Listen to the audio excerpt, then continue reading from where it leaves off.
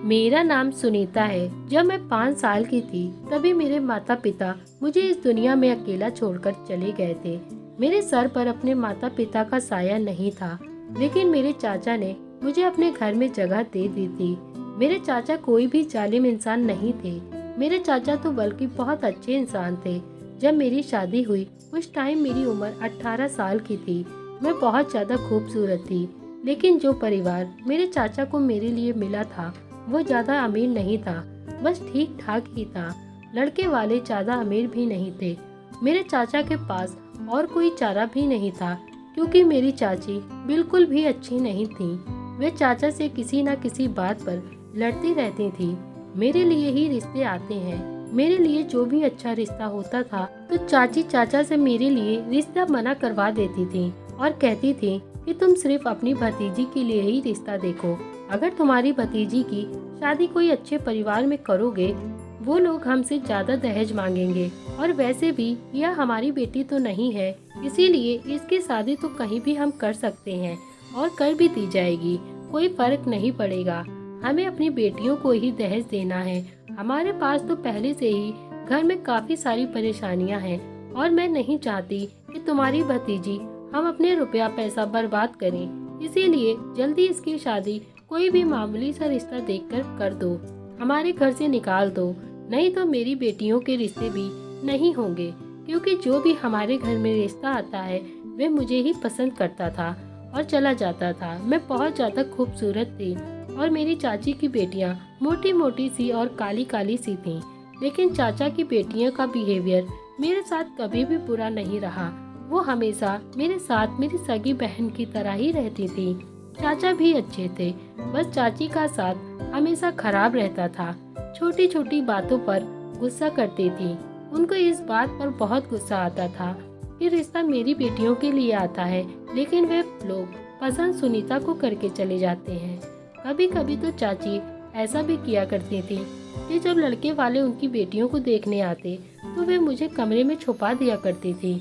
इन्हीं सब बातों से मेरे चाचा तंग आ गए थे और मेरे लिए रिश्ता देखकर मेरी शादी कर दी, और लड़के वालों से भी कोई पूछताछ नहीं की थी। बस मुझे खाली हाथ ही घर से निकाल दिया। जिस घर में मेरी शादी हुई थी उसमें भी कोई औरत नहीं थी। मेरा पति दूसरे शहर में नौकरी किया करता था और यहाँ से लगभग 1 दिन की दूरी पर था, लेकिन हर 2 महीने में एक बार आता था। घर का चक्कर लगा लिया करता था। मैंने सोचा कि चलो अच्छा है, दूसरे देश में तो नहीं है, कम से कम अपने ही देश में काम करता है। अगर देश से बाहर काम करता होता तो 1 या 2 साल में ही आ पाता घर। और मेरे ससुराल में भी कोई औरत नहीं थी, सिर्फ मेरे ससुर थे जो काम करते थे। मेरे पति दूसरे शहर में काम करते थे। मेरे पति ने कहा कि तुम्हें हमारे घर में कोई चीज की कमी नहीं होगी और तुम्हें परेशान भी नहीं होने की जरूरत है। पिताजी बहुत अच्छे हैं, वे तुम्हारा ख्याल रखेंगे और उनकी तरफ से तुम्हें कभी भी कोई शिकायत का मौका नहीं मिलेगा। ससुर बहुत अच्छे इंसान थे। शादी के 2 हफ्ते बीत गए थे। मेरे पति ने कहा मुझे अब काम पर जाना होगा। मैंने सिर्फ 2 हफ्ते की ही छुट्टी ली थी। मेरी छुट्टियां पूरी हो गई हैं, इसीलिए मेरा वहां पर जाना बहुत जरूरी है। मैंने अपने पति को बड़े आंसुओं के साथ विदा कर दिया था। वे अपने काम के लिए जा चुके थे। मेरे पति का नाम आकाश था और मेरे ससुर का नाम विनोद। मेरे ससुर भी सुबह सुबह अपने काम पर जाया करते थे। मैं खाना बनाकर पहले ही रेडी कर दिया करती थी। नाश्ता करके मेरे ससुर अपने काम पर जाने लगे। मेरे ससुर ने मुझसे कहा कि मेरे जाने के बाद दरवाजे को अच्छे से बंद कर लेना और कोई भी दरवाजे पर आए तो मत खोलना। मैं भी हूँ तो पहले पूछना कि कौन है। जब मैं तुम्हें बता दूँ कि मैं हूँ तभी तुम मेरी आवाज़ सुनकर दरवाजा खोलना। वे मुझसे बहुत प्यार किया करते थे और बेटियों की तरह बात करते थे और मानते थे। मेरे सर पर हाथ रखकर मुझे आशीर्वाद देकर चले जाते। एक दिन मेरे ससुर काम से जल्दी वापस आ गए और मैंने देखा कि मेरे ससुर के हाथ में एक ब्लैक कलर का ब्लैंकेट है। अपने कहने लगे कि बहू, रात को तुम यह ब्लैंकेट ओढ़ कर सोना, बहुत सर्दी हो रही है, तुम्हें यह ब्लैंकेट रात को खूब गर्म करेगा। मैंने कहा ठीक है ससुर जी, लेकिन मुझे आपसे यह पूछना था कि मुझे यह ब्लैंकेट रात को ओढ़कर क्यों सोना चाहिए। अभी तो इतनी सर्दी भी नहीं हो रही थी और यह ब्लैंकेट काफी मोटा था। मेरे ससुर ने कहा था कि मैं तुम्हारे लिए लेकर आया हूँ और रात को इसको ओढ़ कर सो जाना। मैंने सोचा कि चलो ठीक है, इसको रात को ओढ़ कर सो जाया करूँगी। मैं वह ब्लैंकेट रात को ओढ़ कर सो गई थी, लेकिन हैरत मुझे तब हुई थी जब सुबह होते ही मेरे ससुर ने मुझसे कहा वह ब्लैंकेट वापस कर दो। शायद मेरे ससुर ने मुझे वह ब्लैंकेट रखने के लिए दिया था और मैंने कहा लेकिन बाबूजी, मैंने तो उसे ओढ़ लिया था और उसे इस्तेमाल में ले लिया। उन्होंने कहा कि कोई बात नहीं, अच्छा किया जो तुमने उसको इस्तेमाल कर लिया, लेकिन अभी मुझे वापस कर दो। मैंने कहा ब्लैंकेट उठाया और अपने ससुर को वापस कर दिया। मेरे ससुर ने वह ब्लैंकेट अपने साथ लेकर चले गए। मैंने भी अपने ससुर से ज़्यादा सवाल जवाब नहीं किए थे और उनको ब्लैंकेट वापस कर दिया। मुझे अपने पति की बहुत याद आती थी, लेकिन अब वे वापस लौट कर नहीं आ सकते थे। रात भर मैं उनकी याद में जागती रहती थी, लेकिन आज रात मुझे बहुत अच्छी नींद आई थी, जबकि पिछले दिनों से मैं सारी रात जागती रहती थी और रोती रहती थी और रोते रोते अपनी हालत पूरी कर ली थी। लेकिन आज रात मुझे बहुत अच्छी नींद आ गई थी। मेरी अचानक तबीयत बिगड़ी तो मेरे ससुर बोले चलो अब मैं तुम्हें अपने साथ डॉक्टर के पास लेकर चलता हूँ। वे मुझे अपने साथ लेकर चले गए थे।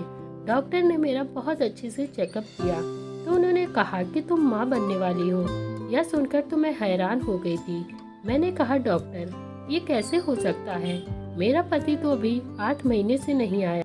डॉक्टर ने मुझसे मेरी डेट के बारे में पूछा था। मैंने उनको सब कुछ बता दिया। मैंने उन्हें कहा कि मुझे ऐसा पहले भी लगता था कि मैं माँ बनने वाली हूँ, लेकिन इस बात को भी 1 महीना गुजर चुका है और मेरे पति को दूसरे शहर गए हुए भी काफी टाइम हो चुका है। लेकिन डॉक्टर की रिपोर्ट चेक करने पर सारी डिटेल निकल कर दे दी थी। मैं प्रेग्नेंट हूँ। मुझे डॉक्टर के बात समझ में नहीं आ रही थी। फिर मुझे डॉक्टर ने बताया कि देखो तुम्हारा किसी के साथ कोई रिलेशन तो नहीं है। मैंने कहा डॉक्टर, भगवान के लिए ऐसी बातें मत कीजिए, मेरा किसी के साथ कोई भी रिश्ता नहीं है। मैं अपने पति से बहुत प्यार करती हूँ, तभी तो उनके बिना भी उनके घर में जिंदगी गुजार रही हूँ। और मैंने डॉक्टर को बताया कि हमारे घर में तो मेरे ससुर और मेरे अलावा कोई भी नहीं रहता है और मैं किसी के घर आती जाती भी नहीं हूँ। सारा दिन घर में ही गुजार देती हूँ। डॉक्टर ने कहा ठीक है, अगर तुम बुरा ना मानो तो, लेकिन तुम्हारे ससुर तो ऐसा नहीं करते। डॉक्टर ने मुझे कुछ मेडिसिन लिखकर दे दी और उन्होंने कहा कि आपकी सेहत बहुत खराब है, बहुत ख्याल रखना होगा। पर मैं यह सोचकर हैरान थी, यह बच्चा किसका है और मेरे साथ यह सब कुछ क्या हो रहा था। जब से मेरा पति गया था, एक ही बात बहुत अजीब हो रही थी। जो मेरे ससुर मुझे रोज रात देते थे वे ब्लैंकेट वाली बात थी, और दूसरी बात यह थी कि मुझे रात को बड़ी गहरी नींद आती थी। मैं तो बहुत ज्यादा परेशान रहने लगी थी। मेरे दिमाग में इतने सारे दुख भरे थे, तो मैं फिर इतने सुकून से कैसे सो सकती थी। किसी इंसान को छोटी सी टेंशन भी होती है तो वह रात को सो नहीं पाता, और मैं रात को इतनी गहरी नींद में सो जाया करती थी। मैं समझ गई थी कोई तो गड़बड़ जरूर है। मुझे पता लगाना ही था और मैंने सोच लिया था कि मुझे क्या करना है। जो भी कर रही थी उसे मैं बदलना चाहती थी, वह मुझे नहीं करना था। मतलब मुझे एक दिन के लिए अपना रूटीन चेंज करना था, और मैंने अपने रूटीन में बदलाव लाना शुरू कर दिया था। मैंने खाना नहीं खाया था। कहीं मुझे खाने में तो कोई ऐसी चीज मिलाकर नहीं दी जा रही थी जिसे मुझे गहरी नींद आती थी, और मैं यह सोचकर हैरान थी कि आखिर ऐसा करेगा कौन। रात को ससुर ने जब आज मुझे ब्लैंकेट दिया तो मैंने बड़े प्यार से उसे ले लिया और कहा कि ठीक है ससुर जी, मैं ओढ़ लूंगी। आज मैंने उसकी जगह दूसरा ब्लैंकेट ओढ़ लिया था और मैं सोने के लिए लेट गई थी। लेकिन मैं हैरान थी कि आज मुझे नींद नहीं आ रही थी। मुझे कुछ भी समझ में नहीं आ रहा था कि मेरी नींद कहाँ, इस ब्लैंकेट से क्या संबंध था, या क्या हो रहा था मेरे साथ। मुझे तो आज बिल्कुल भी नींद नहीं आ रही थी। यहाँ तक कि रोज जैसे मैं लेटती थी मुझे नींद आ जाया करती थी। बाहर बिल्कुल खामोशी छा गई थी। थोड़ी देर के बाद चटर पटर की आवाज आई।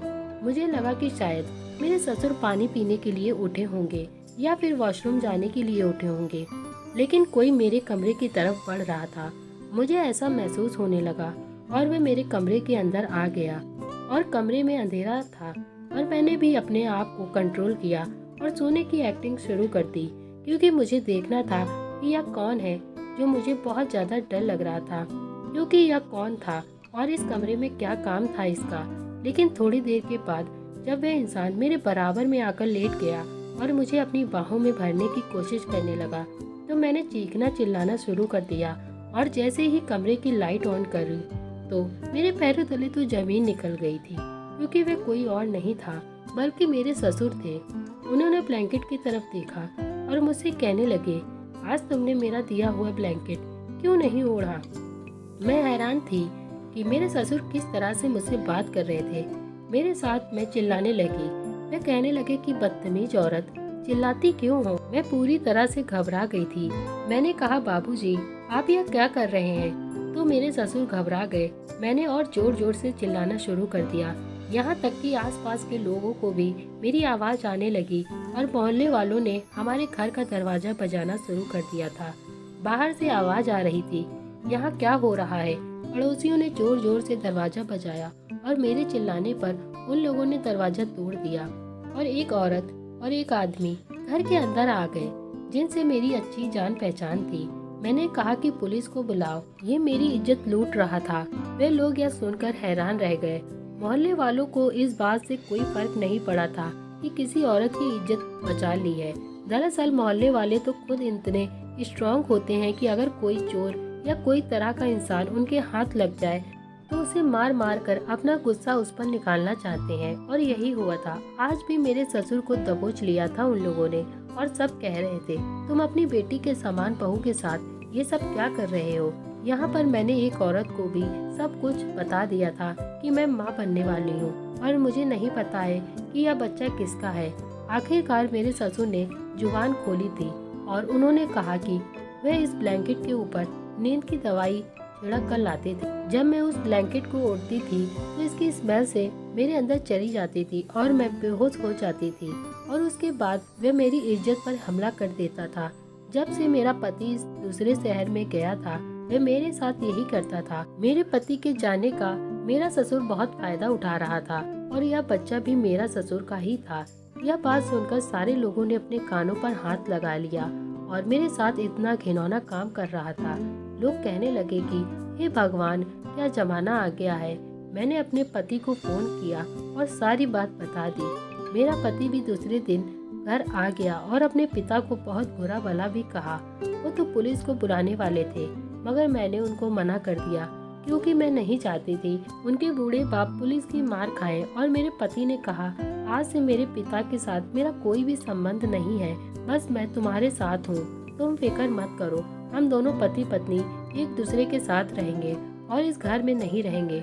मेरा पति मुझे अपने साथ ले गया जहाँ वे काम करते थे और आज मेरे ससुर घर में अकेले रहते हैं और अपनी गलती का अफसोस करते हैं। आज भी मुझे लगता है कि यह तो बुरा सपना था जिसे मैं गुजार रही थी, या फिर वह कोई अच्छा सपना है जिसको मैं आज जी रही हूँ। मैं अपने पति के साथ ही रहना चाहती हूँ। हम दोनों पति पत्नी अपनी जिंदगी खुशी से गुजार रहे हैं। पुरानी बातों को मैं भूलने की बहुत कोशिश करती हूँ। और रास्ते में आते वक्त मेरा मिसकैरेज हो गया था, जिससे मेरे ससुर का जो बच्चा मेरे पेट में पल रहा था वो मर गया था। और इस हादसे को भी हुए 3 साल हो गए थे। मेरे पति से भी मेरा एक बेटा पैदा हुआ है जो अभी 9 महीने का है। फिलहाल जिंदगी बहुत अच्छी गुजर रही है। मैं हमेशा भगवान से यही प्रार्थना करती हूँ, जैसे मेरे साथ हुआ ऐसे किसी लड़की के साथ ना हो। उम्मीद है दोस्तों हमारी कहानी आपको पसंद आई होगी। कहानी पसंद आई हो तो वीडियो को लाइक करें और चैनल को ज़रूर सब्सक्राइब करें। हमें कभी भी किसी के साथ गलत नहीं करना चाहिए। हर बेटी, हर बहू हमारी बेटी की समान होती है। तो दोस्तों आज की वीडियो यहीं एंड करते हैं। Thank you.